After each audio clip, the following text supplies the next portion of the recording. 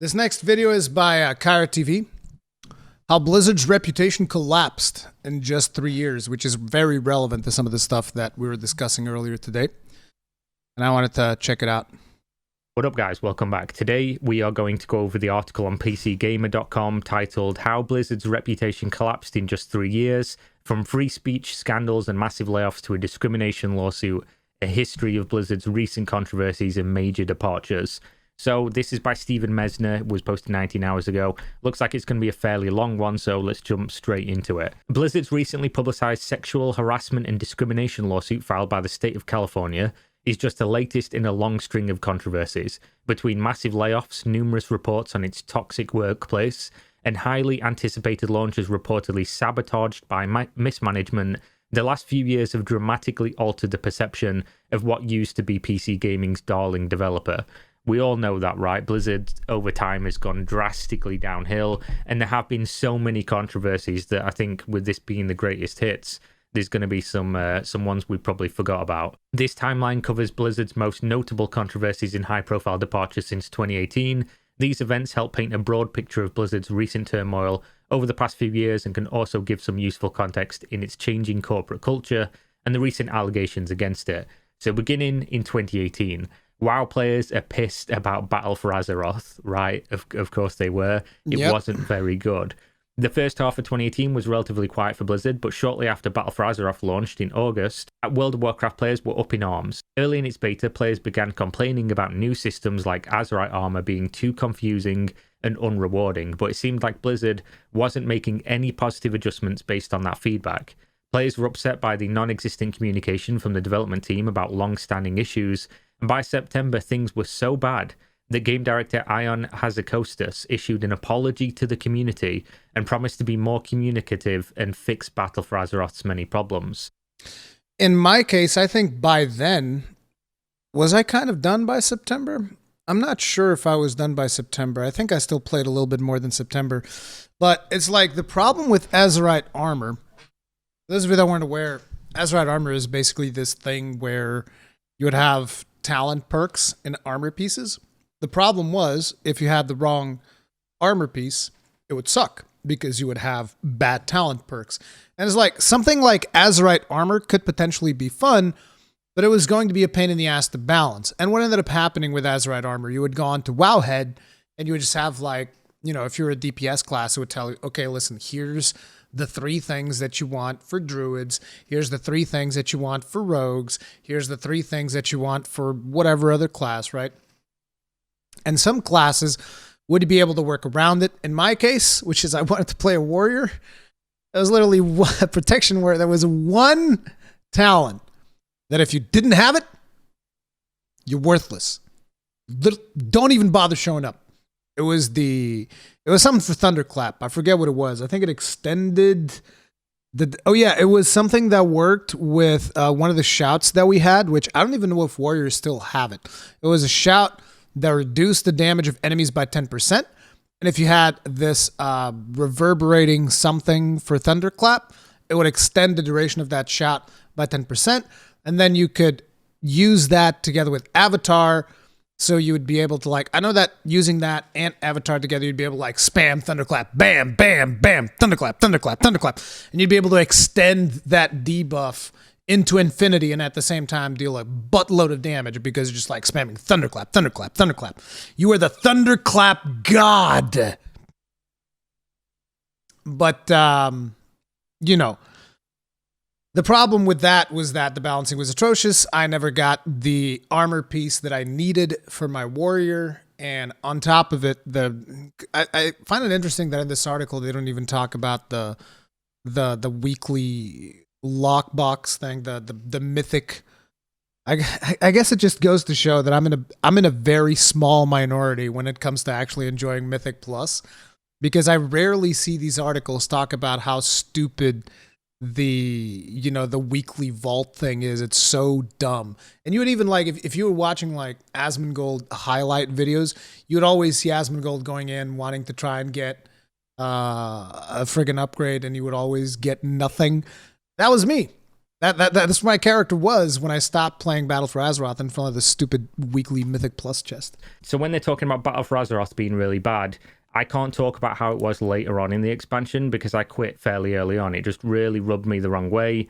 The Titan Forging as a Mythic Raider, I absolutely hated it. It felt like the game was working against me. The removal of Master Loot, it felt like people were getting items it was that in could Battle have been for a big Azeroth. upgrade for me, and they would have traded them off, but it was like a slight eye level upgrade for them, which if they played their own game, they would understand that since the beginning of time, eye level has never been the determining factor of whether something's good for you or not. It's always been what stats it has on it or what effect it has on it. And there was times where you'd get an item that was absolutely worthless for you, and it was great for somebody else, but you just couldn't give it them because it was an eye level upgrade, which was ridiculous. As a Mythic Raider, you want to be helping your Mythic Raid team out. You want to be trading each This system, by the way, still in the game now.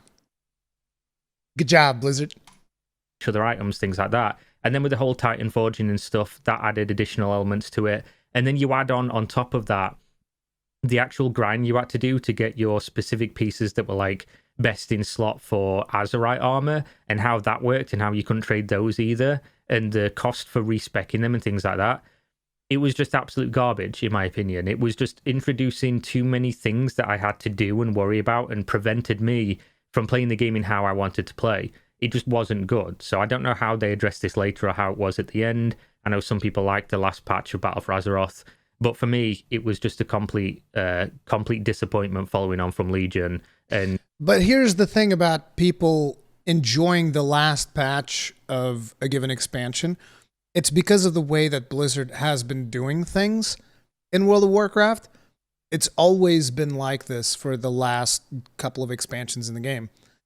Everybody gets excited at the start of the expansion because everything's fresh. Then, first week, everybody plays through everything and they're like, okay. Then eventually they come out with the first raid, which I think is like usually 2 weeks to a month afterwards. I don't remember the exact dates of stuff. I think it's 2 weeks. People do the raid and they're like, And then when it starts time to actually start optimizing your character and grinding, that's when people go like, oh, this is terrible. This is so bad. You guys fucked this up, even though people already called this out in the alpha most likely. But the more common player, the more casual player gets confronted with these systems, like after they start optimizing their character, after they do the raid for the first time or whatever, they're like, oh my God, this is atrocious. This is so bad. Who designed these systems? Like, do you even play this game? And, and then over the lifetime of the expansion, Blizzard slowly introduces a little bit more quality of life until you finally get to the last patch, where they fix all of the problems that the community has presented to them back in the alpha stages of the game through PTRs and early beta access and whatnot. Then in the last patch, they fix everything and everybody's like, oh yeah, it's so good. It's good again. And then, then they announce the next expansion so that everybody's on a high note, right? The entire community's on a high note because they just had a really good patch.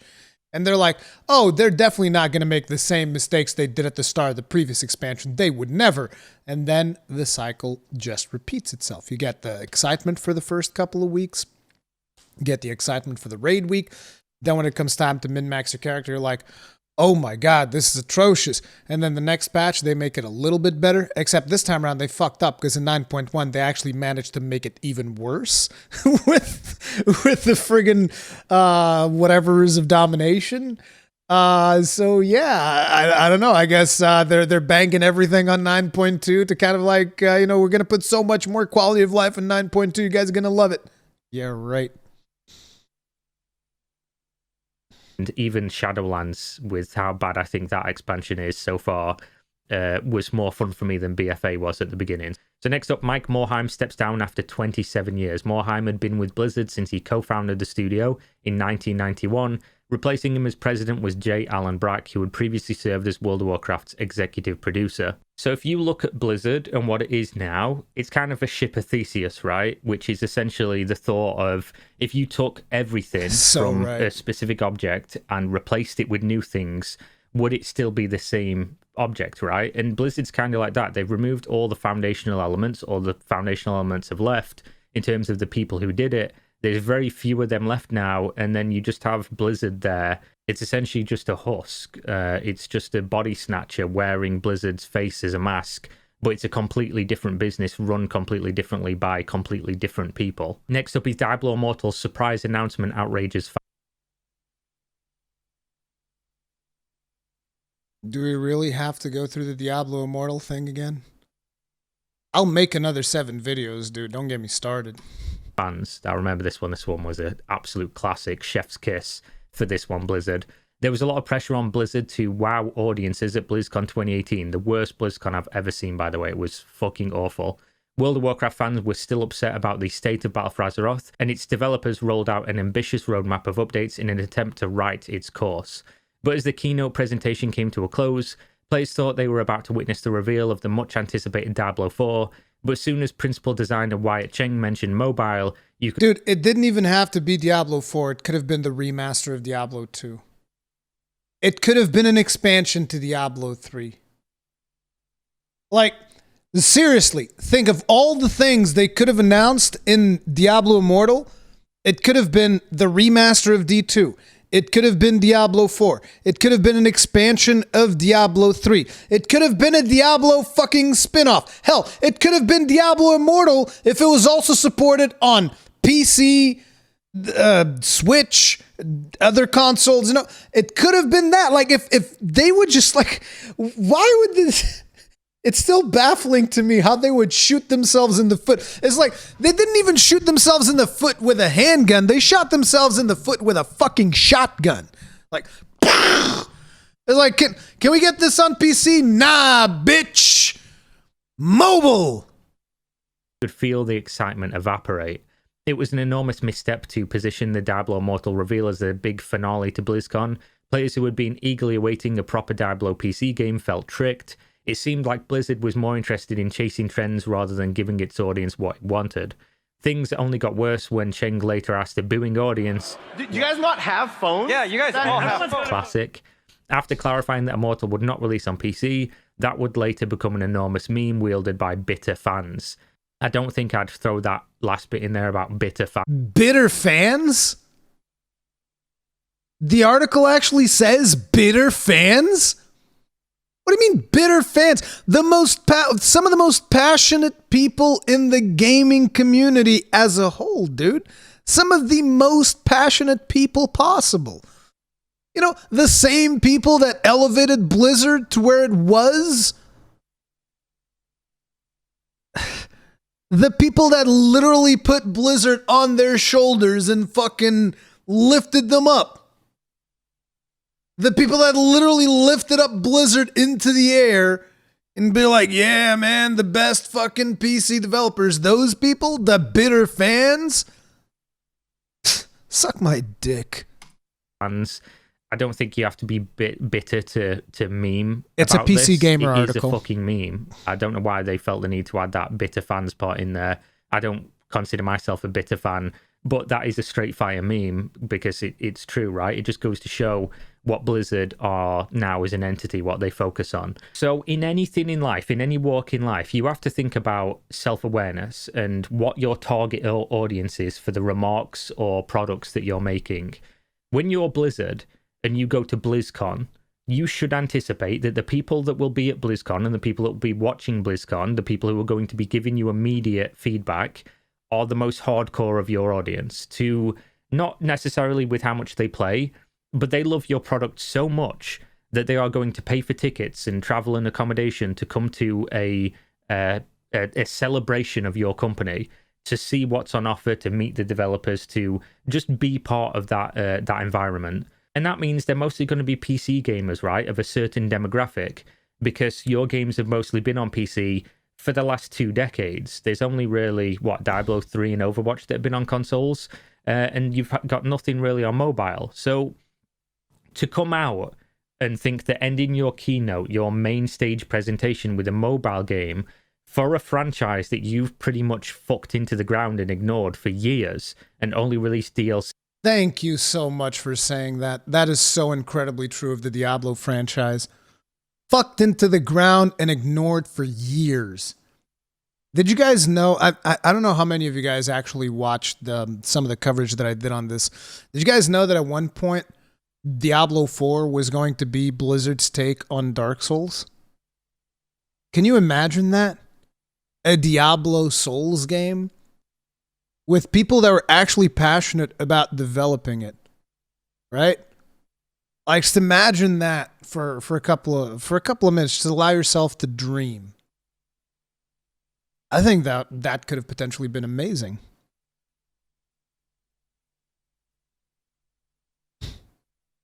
They're on to season 28 or something for Diablo 3 now. Yeah, right. Can't imagine them not ruining it. I don't know, because here's what you got to remember, Raziel. By the way, great name.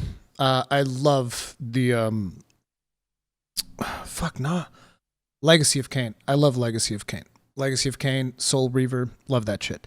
But anyways, sorry about the sidetrack there. But as I was saying, the guy who was ahead of that project, which I believe was named Project Fenrir, the guy who was ahead of that was Josh Mosquera. He was the one that basically fixed Diablo 3. Because for those of you that weren't aware, those of you who didn't play it back then, Diablo 3 when it came out was a complete shit show. It was hot garbage. It was real bad.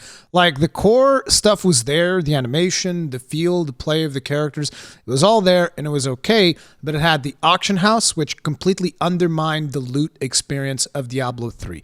And anyone who tells you otherwise is an idiot, because I've seen people defend the Diablo 3 auction house, and it's like, I don't even know what to argue with those people. Like, those people, I don't know if their brains don't work right or what the deal is, but you know, it was undeniable that there was a problem with the loot of Diablo 3 because of the fact that they implemented an auction house. And eventually, you know, Josh Mosquera was someone who was like the lead in creating Loot 2.0, getting rid of the auction house, getting rid of all that unnecessary bullshit that you had in Diablo 3, and actually made it into a proper playable game, so that, you know, for people that actually enjoyed the concept of the friggin' playing Diablo 3 and actually getting loot. He was the guy behind Reaper of Souls. It was like, I had some faith in Josh Mosquera. He then left. He left because, like, I think one of the reasons he left was because Blizzard canceled his Project Fenrir thing because they couldn't figure out how to fucking monetize it into the dirt. Not joking, by the way. I think this was in some Jason Schreier article or whatever, that they couldn't figure how to monetize Fenrir properly, because Josh was focused on making a good game instead of making a cash cow. And this is like, no, we don't do that here. See, we only want the cash cows. We don't need good games. We need games that make good money. And, you know, they couldn't figure it out, so whatever. But yeah, so I do have faith that with Josh Mosquera at the helm of that, they could have potentially made a pretty decent game. And not really giving the game that much love, in Diablo, of course, we're talking about, to come out and think, oh, this will go down well, to announce this mobile game that nobody ever asked for or wanted on main stage. That just goes to show that you have absolutely no idea who you're talking to anymore as a company. Yep. I think no news or just the confirmation that Diablo 4 is coming, stay tuned, and then maybe next year when you announce Diablo 4, just show Diablo Immortal and be like, oh, and we also have a mobile Diablo version coming out as well for those people interested in that. Just off to the side, don't main stage that shit. Or at least make it follow Diablo 4, and the hype for D4 would have completely overruled the fact that people would have been upset about a mobile version, because you're getting both, right? It's not like one or the other. Whereas it felt like at the time, we'd had no real news on Diablo 4, and they were just like, oh, here's Diablo Immortal. It was just in really bad taste, and it just goes to show they don't really know what they're doing. Blizzard unexpectedly kills Heroes of the Storm's pro scene. In the month following BlizzCon 2018, things were beginning to quiet down. And I felt this, like, we felt this one, because, like, guys, remember, I was working for Squadron, which was very much focused on Heroes of the Storm. I felt so bad, because we were collabing with so many people that were exclusively doing Heroes of the Storm. And Heroes of the Storm is like, no matter what they tell you, like, people say, oh, Dota's better because of this, and League of Legends is better. Dude. Heroes of the Storm was the best of that kind. Like you guys know, I liked Paragon was my favorite MOBA, but when it comes to top-down MOBAs, doesn't get much better than Heroes of the Storm as far as I'm concerned. Yeah, they just gutted it. They're just like, yep, fuck it, whatever. And there was such a good community scene. Like, the community was carrying this so hard. There's so many people carrying this game. It is insane. It is insane that they just killed this. It is actually a really good game. The thing that bothers me about this game is how they just like completely loot box the ever-living shit out of it. Like, literally everything in the game just became a goddamn loot box, and I was like, ugh. That's when I kind of stepped away. I stepped away from Heroes, and they were just like, instead of you buying stuff from the store and, you know, just getting the stuff that you wanted at the store, it's like, oh no! Loot boxes! Loot boxes on top of loot boxes on top of loot boxes. And I was like, Jesus fuck. It was like an Overwatch loot box bukkake. Just all over here. It was like, oh, loot box. More loot box. And another one. And another one. And another one. Yay. Jesus. Did you hear Pally isn't going to make content for HOTS anymore, at least for YouTube? I'm not surprised. I'm not surprised. What made Heroes really great was not having the last hit minions. Yes! Yes, Duvarden. I hate it always irks me when, you know, Dota players and MOBA players come on and say like, oh, you can't last hit minions, doesn't take any skill. As if last hitting is the most skill required in any game. Good God. Good fucking God, dude. Last hitting. Come on, dude. Give me a fucking break. This is one of the things that got me away from League of Legends, because I love playing support in League of Legends. I would always play, what was her name? Chick with big sword and big shield. I forget her name. Fuck. You guys know who I'm talking about. I'm sure you guys know who I'm talking about. Leona. Exactly. I love playing Leona. And there was this one time, this was probably the last League game that I ever played, where I was playing with, what was the guy playing? One of the AD carries. I don't know exactly which AD carry it was. It was one of the ranged AD carries. And I was playing with this guy, and I'm just like, the enemy team's AD was overextending. The enemy team's support was back at base, and I'm like, this is perfect. I jump onto the enemy team's AD, beat the ever-living shit out of him, leave the guy within an inch of his health. I could have killed him. But I was like, for sure, my AD carry's close to me, right? So I move away before I deliver the last hit. My AD carry was like... he wasn't even in the same zip code, that motherfucker. And I was like, dude, what are you doing? Dude was like sitting back at base like, last hit. Last hit. And I was like, dude, what is this fucking game, dude? What are you doing? It's like, what the fuck? And at that point, I was like, I finished that game, and I'm like, I'm done. Never playing this game again. Goodbye. Fuck this shit. This is some hot garbage. This is some hot garbage, dude. That's not a problem with last hitting. That's a problem with the players. No, dude, the problem is that the players won't do anything but last hit. It's so boring. It is so... that was one of the things I liked the least about Paragon was the last hitting. It's so boring. I genuinely do not understand the entertaining part about last hitting, either from a player's perspective or from a viewer's perspective. Are you seriously going to tell me that as a viewer, it is fun to sit there and watch an AD carry last hit minions for like an hour before something actually happens in a match?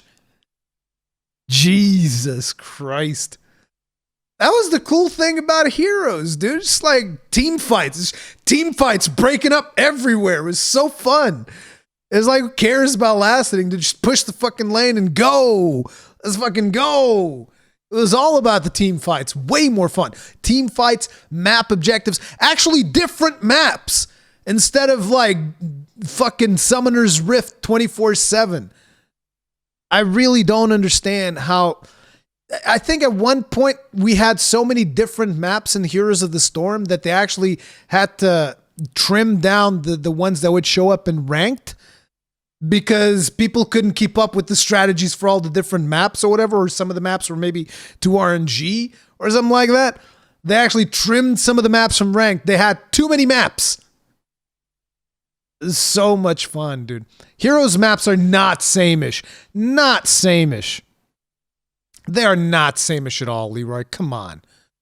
There are a lot of different maps. Not to mention, like, how are you going to say Heroes maps are same-ish, okay? The other alternative is fucking Summoner's Rift. It doesn't even matter what MOBA game you're playing. It's fucking Summoner's Rift. There's the Dota version of Summoner's Rift. There's the League of Legends versions of Summoner's Rift. There's some other random MOBA's version of Summoner's Rift. Everything is Summoner's Rift. Till December 14th, when Blizzard announced that it was trimming Heroes of the Storm's development team and outright killing its esports league just before its 2019 season. Yep. With no prior warning, entire teams, commentators, and support staff were suddenly left jobless. Typical Blizzard.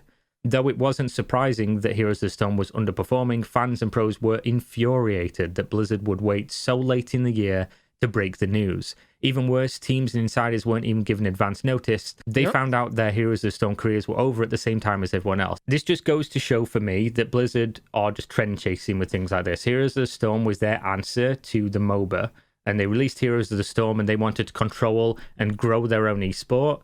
But what a lot of these big companies don't understand is that you don't manufacture esports unless you're extremely good at it, like Riot apparently are.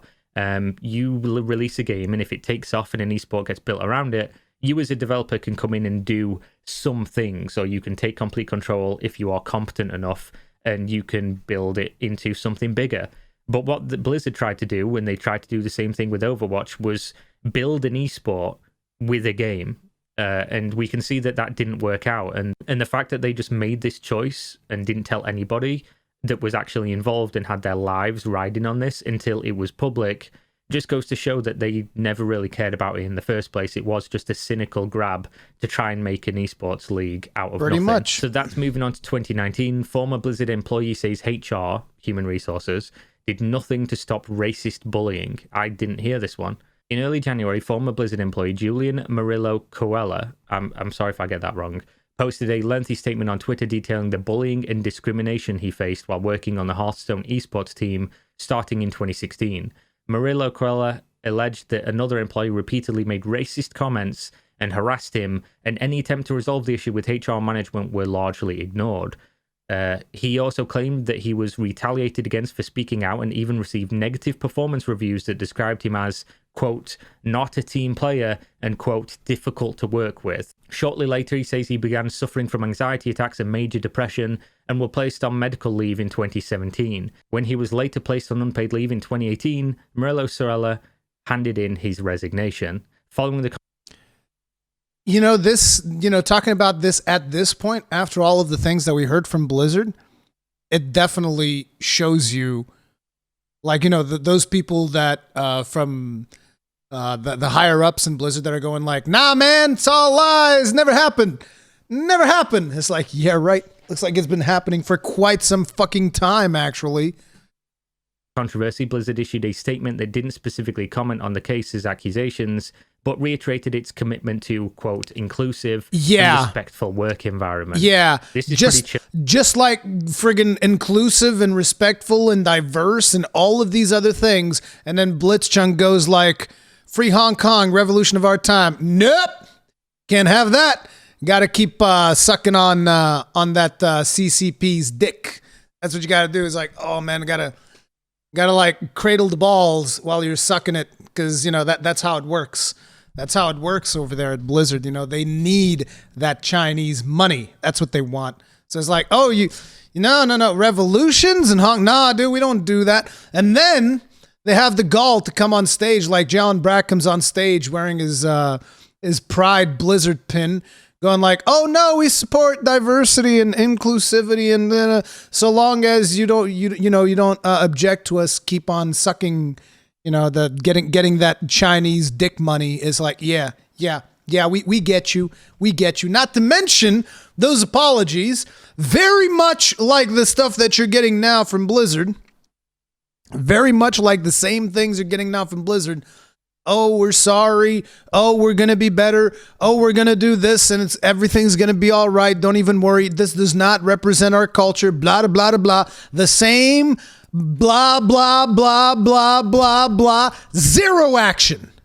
Zero. They did literally nothing. Nothing. That's what they did with the Blitzchung situation. Nothing. And that's what they're going to do with the current situation, with the lawsuit and all that. They're going to pay off the lawsuit. They're probably going to settle out of court. They're going to pay a fine, and things are going to just keep being the way that they are. That's most likely what's going to happen. It's disgusting. It is the companies that we deal with. Just like Ubisoft, just like Riot Games, just like literally every other AAA publisher. It's the same thing.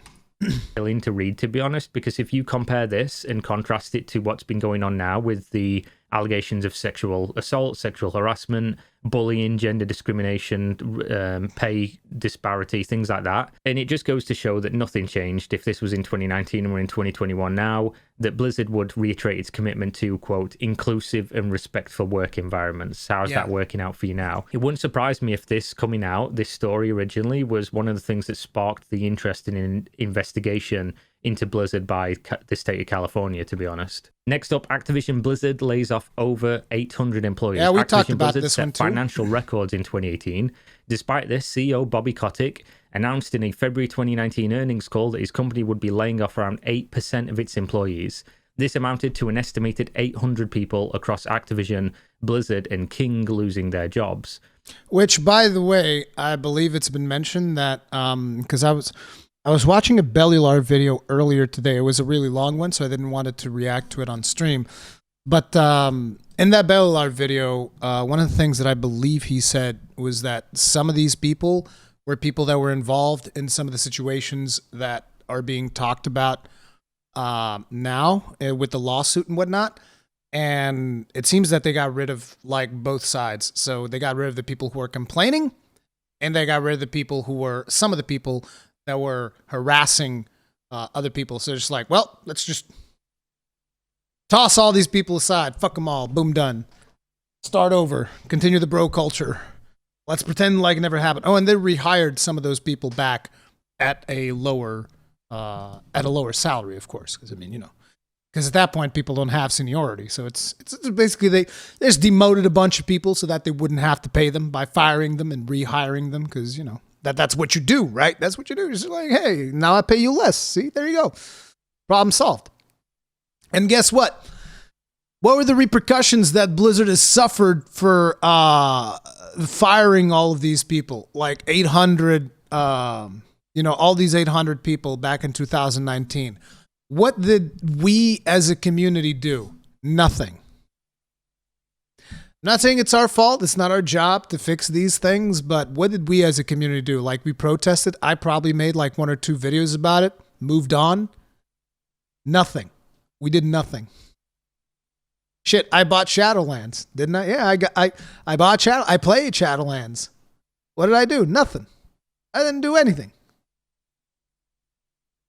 We didn't do anything. Like, we complained about it. That was about it. Done.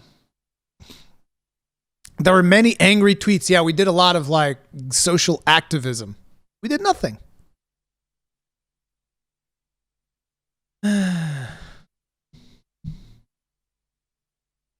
Typical, right? We've been seeing this for years now. Make the most money, lay off the most people, rinse and repeat. Get rid of the people that are in higher paid positions, replace them with somebody who is lower of tenure and stature, pay them less money for doing the same or more work than the person previous. The contrast of significant layoffs against a backdrop of record financial performance drew widespread condemnation from all corners of the industry.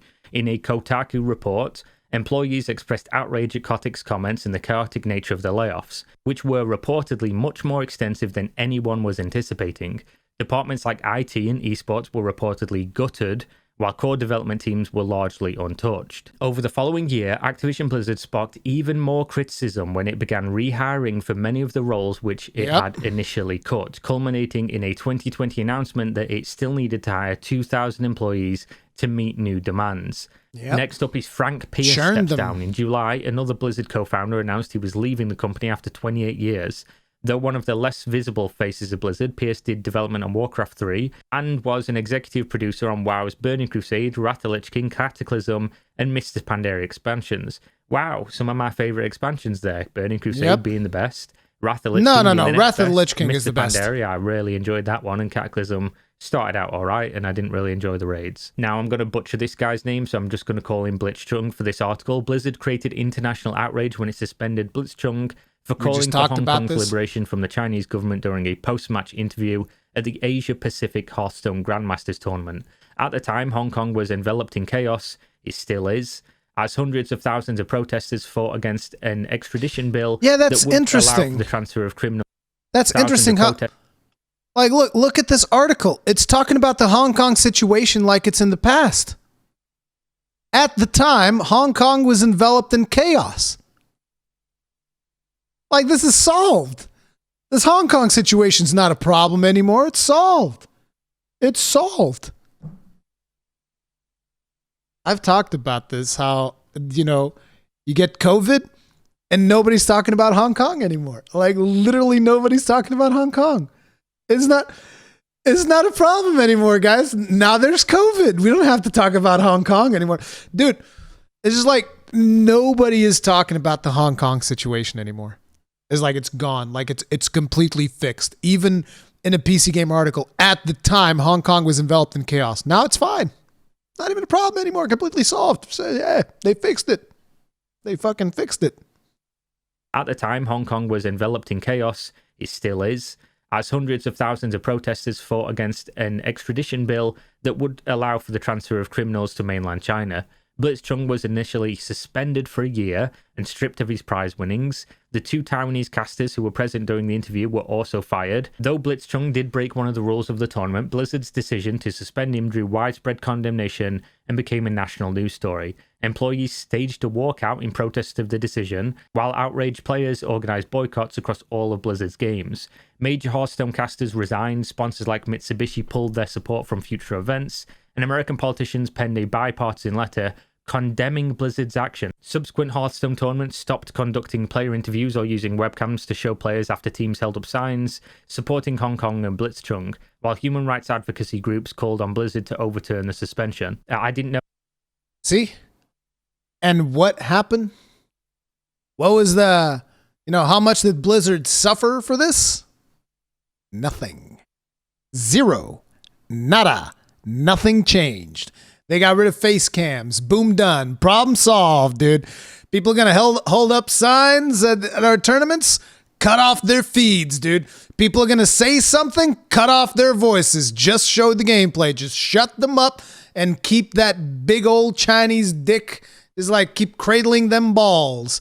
Keep cradling those Chinese balls, dude. We need that Chinese market. Get that Diablo Immortal up in there. When his sponsors pulled out, I didn't know there was a bipartisan letter from the American politicians talking about this, and I didn't know that they were turning off people's webcams and not doing interviews anymore due to this. And all of this is just purely cynically for money because they do a lot of business in China and they don't want to upset China. If this would have been the exact same situation, but for any country where they didn't make a bunch of money from them and didn't need to keep them on their side, there would have been no problem whatsoever. The suspension wouldn't have happened. The people wouldn't have been fired. There would have been no turning off people's cameras or anything like that. But because it's China, of course, they're going to kowtow to them every single time. Many questions. And it's important, by the way, like, Leroy, relax. Okay? It's not all of China. Okay? It is very specifically the government. I don't know the exact definition, CCP, whatever, very specifically them who make the rules, who dictate, how people can make money in the Chinese market. Those are the people that we are talking about. It's not all of China. There's plenty of people in China that have nothing to do with this. If Blizzard's decision was motivated by a desire to stay in the good graces of the Chinese government, over the years China had become an enormous part of Blizzard's business, but government regulations are notoriously fickle, and many accuse Blizzard of silencing free speech in order to protect its business interests. So I don't even think this is a question, to be honest, and I think most of these big businesses, specifically in gaming as well, because they understand how big of a market China is, they're all going to be doing this, if not already, because they've figured out that there's just a massive untapped potential for money over there, but it's notoriously difficult to do business. You have to work with the government over there, and if that means that you have to censor your Western audience and your global audience to get that money out of China, most of these companies are going to do it. I guarantee that they will. Riot Games has been doing things like this in the past as well.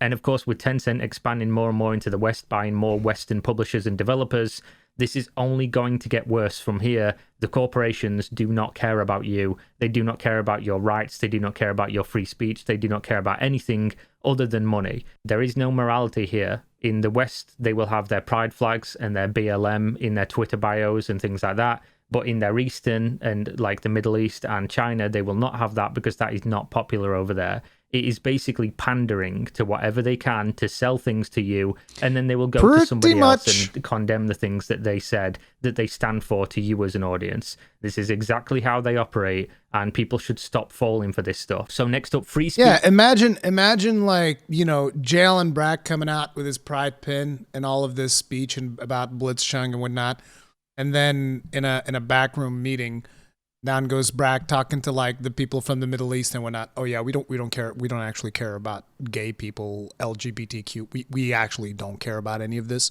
It's just an image thing for the West. Okay, we actually don't give a flying fuck about any of this. It's just an image thing. And then they're like, oh okay, that's cool. And then they go to China and they're like, oh we're so sorry. We're sorry for the Blitzchung situation. Can I suck your dick?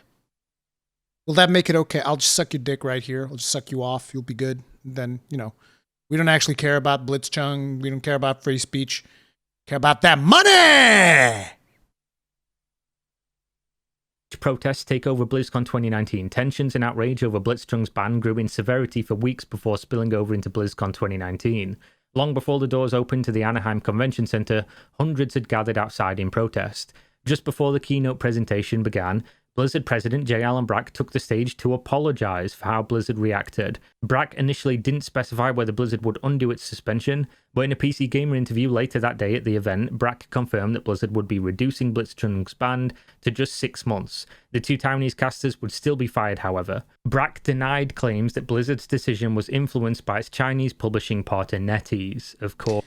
You want to know what this is, by the way? Blizzard reducing Blitzchung ban to 6 months. It is appeasing the masses of the West due to the fact that so many of us protested about, the Blitzchung situation. Blizzard's like, okay, so we're going to negotiate here. We're going to cut his suspension down to half. Did they ever give him his money, though? I don't remember if they end up giving him his money or not because, he was the champion. He was supposed to get like $10,000 or however much it was, and they just took that away from him. I don't think they gave him his money. They did reduce his ban. It was like, it's just like we gotta negotiate, gotta navigate these waters. We gotta, appear to look a certain way. It's all about appearances, baby. That's what it's all about. Of course they did. Next up, we're in 2020, and this is the spice melange right now. This is the Warcraft 3 Reforged is a disaster, and still is, by the way. First announced during BlizzCon 2018, Warcraft 3 Reforged was an ambitious remaster that would update the original 2002 real-time strategy game with a HD graphics, re-recorded cutscenes as well as an upgraded user interface, and world editor. But when it finally launched in January of 2020, Reforged had failed to deliver on many of its promises. Maps looked significantly worse than the 2018 reveal, the re-recorded voiceovers were scrapped entirely, and most upsetting of all, features that had been present in Warcraft 3 for decades, like clans and offline play, were missing.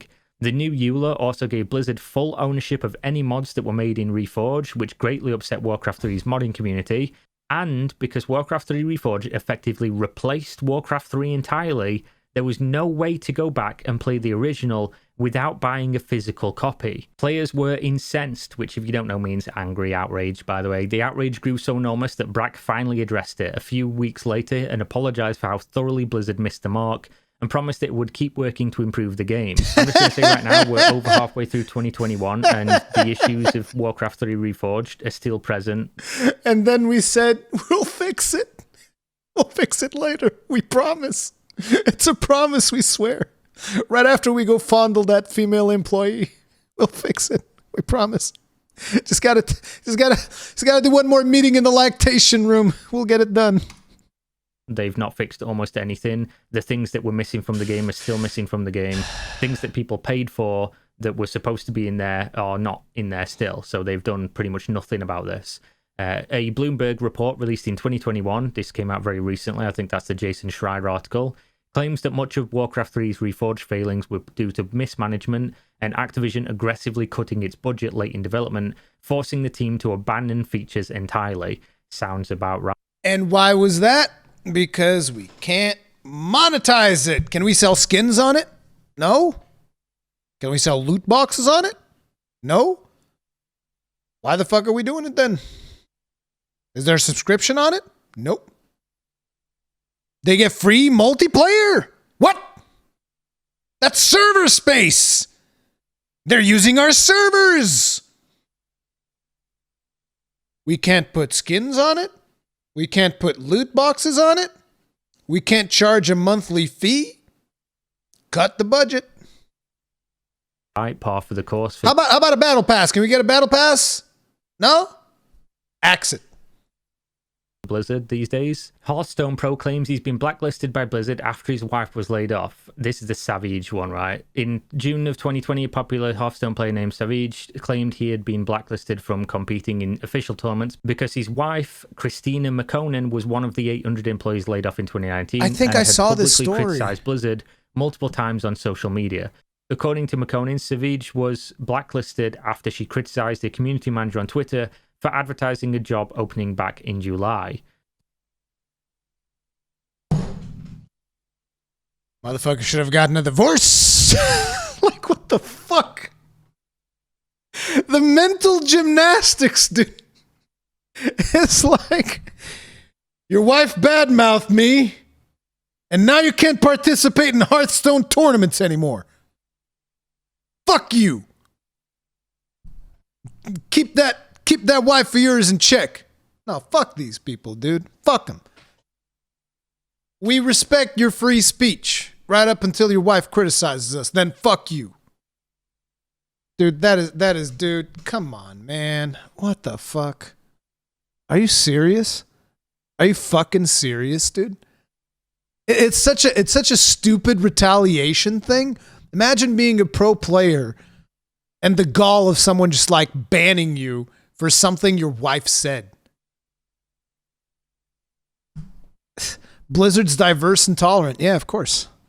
Blizzard responded to the accusations by clarifying that he had not been blacklisted, but hadn't been invited because he didn't agree to a, quote, request for confidentiality about information regarding the tournament. Savage claimed Blizzard didn't want him sharing information with McConan, which he refused.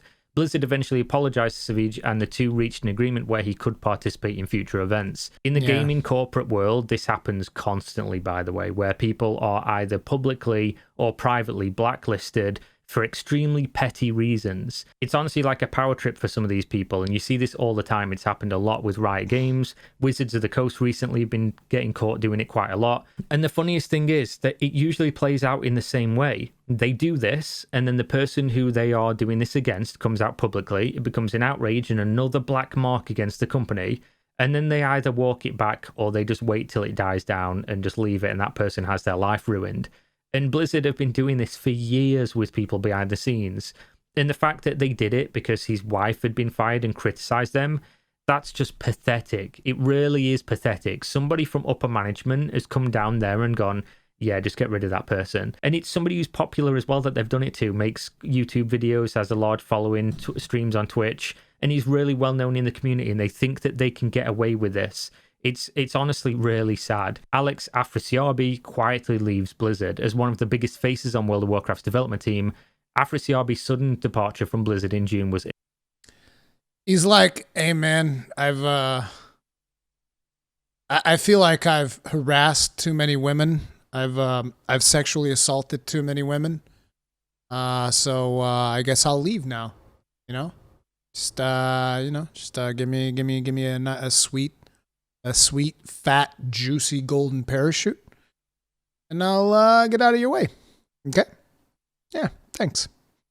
Giggity. Initially a mystery. He had served as creative director for a number of years and had reportedly led development on Titan, Blizzard's cancelled MMO. Would have been helpful if you'd have spent more time working on Titan and less time being a fucking creep. And then we probably would have gotten a good game and not got Overwatch instead. Blizzard made no statement about his departure, with players only noticing it after Afrasiabi updated his LinkedIn page to confirm he was no longer with the company.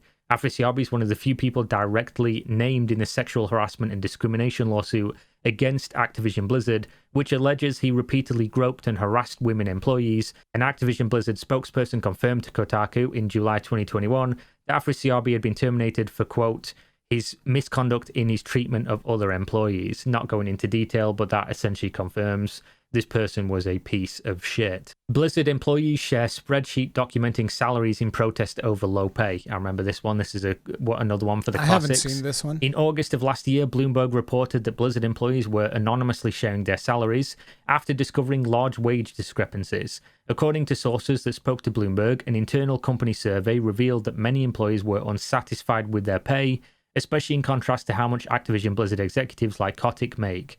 To advocate for better pay, employees created a spreadsheet and began documenting their salary and recent pay increases. I know I'm guilty of this, and I know some of you probably are as well. Of when I was growing up and I absolutely fucking adored Blizzard, I used to think how amazing it would be to work at this company, and they've preyed on that over the years because so many people... Do you guys remember the story I told you earlier? How I got into computer science because of Blizzard? See, this is... The fact that Kira basically says pretty much the exact same thing, that it was, you know, kind of like a dreamlike thing to want to work there, and Blizzard essentially exploits this. I can only imagine how many people are working for Blizzard that have that same naive mindset that I had back in the day. Like, oh man, I'm gonna learn how to program, I'm gonna learn all of these things, and dude, eventually I might get there. Fucking dude.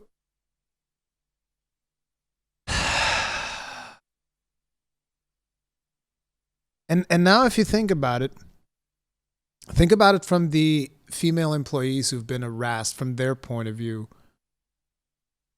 How much they wanted to probably get in there, and they're dealing with these fucking creepers in the company, and they do it because they love the company that much. It's just like, Jesus. And the whole fucking thing is just rotten to the core, and nobody is gonna help them or protect them in any way.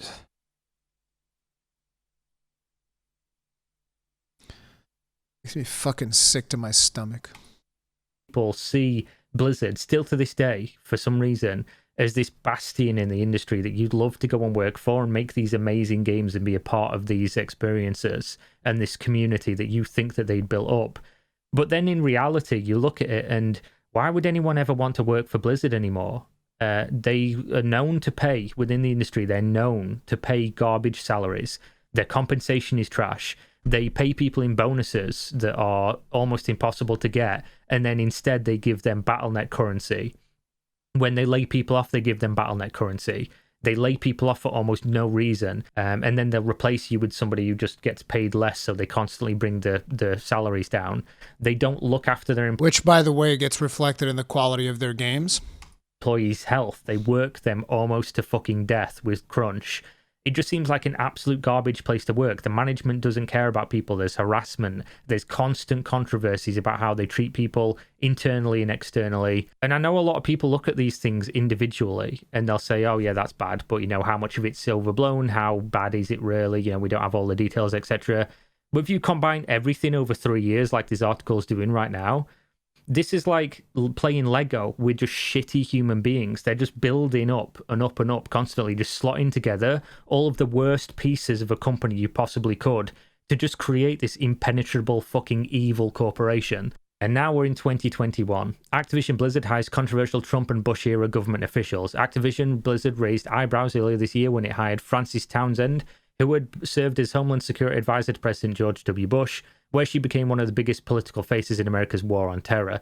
Townsend also served as a national security analyst for various news organizations and has also been criticized for defending acts of torture like waterboarding and sleep deprivation. Townsend would serve as Activision Blizzard's chief compliance officer, working to ensure its games didn't run afoul of government regulators in foreign countries.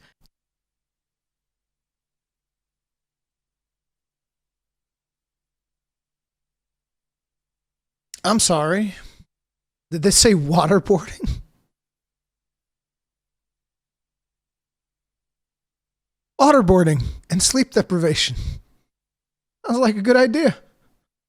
This sounds, yeah, well, you can totally be our compliance officer, yeah. I mean, we really wanted to hire you for HR so you can waterboard some of these bitches so they'd stop whining. But, instead we'll just put you as a compliance officer. We'll eventually work you up to HR so that you, if anybody gets out of line, you can just waterboard them. Problem solved. A few weeks later, Activision Blizzard also appointed Brian Bullatow, a former Trump administrator, as chief administration officer.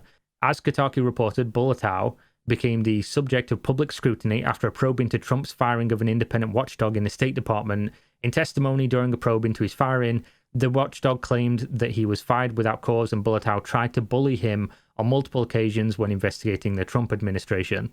Jeff Kaplan quits Blizzard. In April, Overwatch lead designer and Blizzard... Jeff Kaplan is genuinely a really cool guy. I was able to interview him once. He's a really cool dude. I don't know how much he was aware of the situation that was going on over there. But I don't know. There's just something about the vibe of Jeff Kaplan, because not only I interviewed him once, I've sat in interviews where other people were interviewing him, and he's just a really chill dude. But, it's one of those things. Vice President Jeff Kaplan announced he was leaving the company after 19 years. The announcement was shocking, as Kaplan had become the face of Overwatch and was working on its sequel. And this is yet another indictment of Blizzard as a company, that most of their long-term employees, the faces of their games, are leaving, and they're not leaving the industry. They're not burnt out on working in the industry. They're leaving to go and work away from corporate culture. Just goes to show, doesn't it? Next up in the last section is the one that people should be familiar with because it's been everywhere at this point.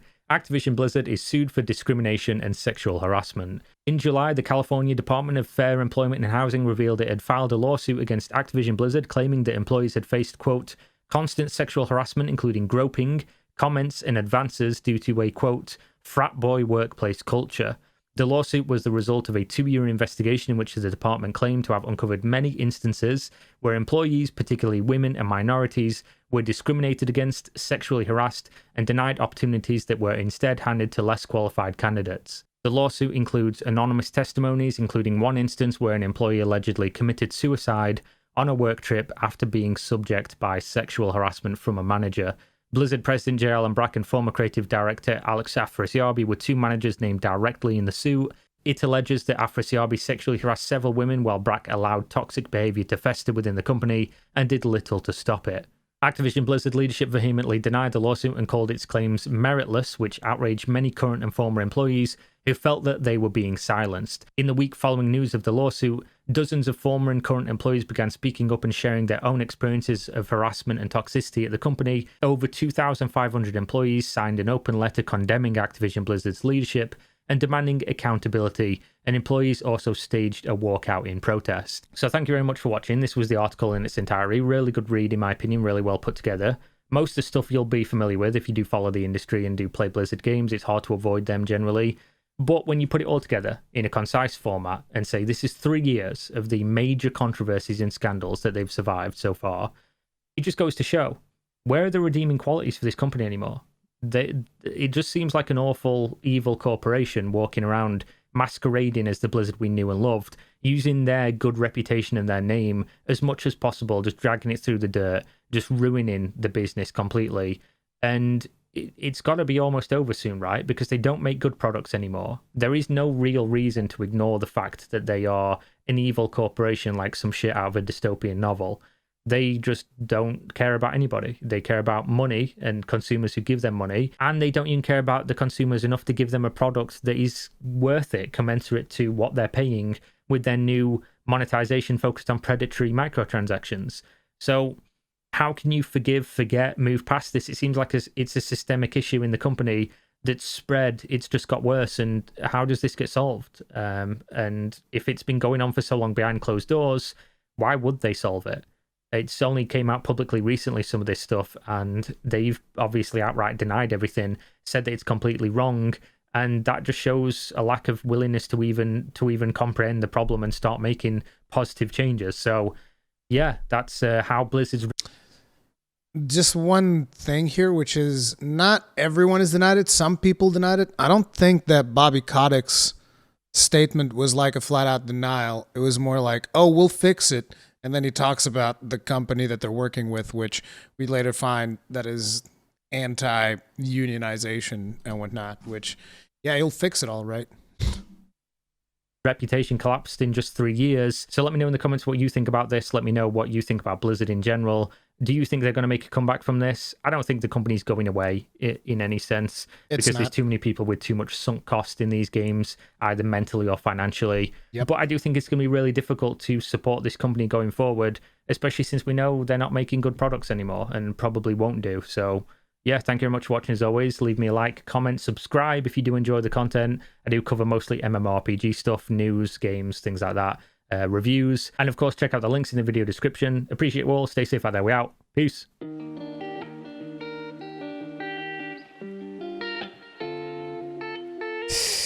Jesus Christ.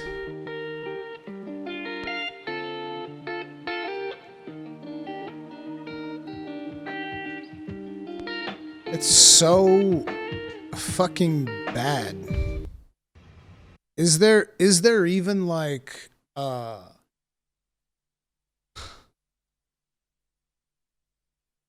is there even like a scenario where we want them to be back? Like it just needs to end. Just end it. Just end it at this point. It's like, I'm sorry. It sucks because, you know, at one point I feel like almost everyone who's ever played PC for the past, let's not say decade, but let's say for the past 20 years, right? For the past 20 years, literally anyone who has played PC games, I think there's no denying that at one point or another you played a Blizzard game and you probably had a good time.